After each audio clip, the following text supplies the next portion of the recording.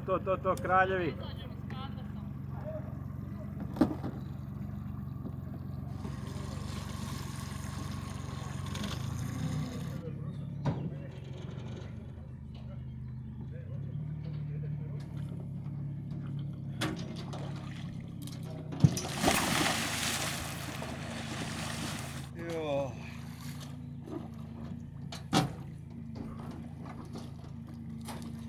Kakva je Sava?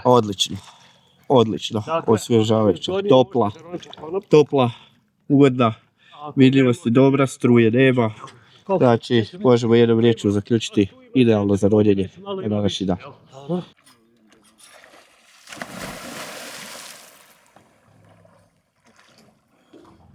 Prvo smo vidjeli ljude koji su lagano krenuli sa Zaronom, što očekujete da će naći?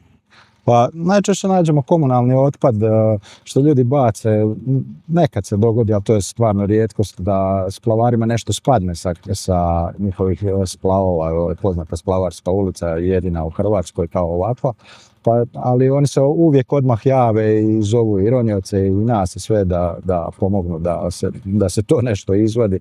No međutim, nažalost, imamo i nesavjesnih građana koji smatraju da je rijeka Sava jedna deponija.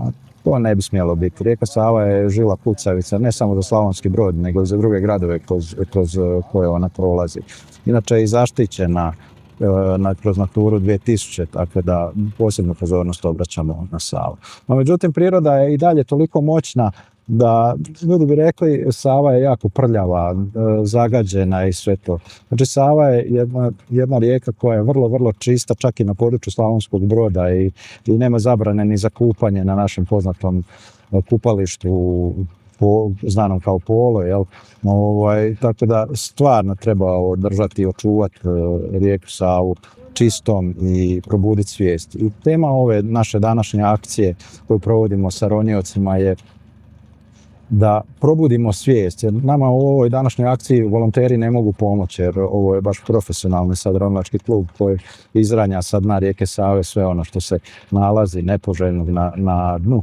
No, međutim, cilj je probuditi svijest građana i svih da nekako probudimo. Znači ovdje nema recikliranja, ovdje jednostavno nema bacanja smeća, nema bacanja otpada. Ako vidite, pokupite, bacite, učinit ćete nešto dobro i za sebe i za svoje buduće naraštaje.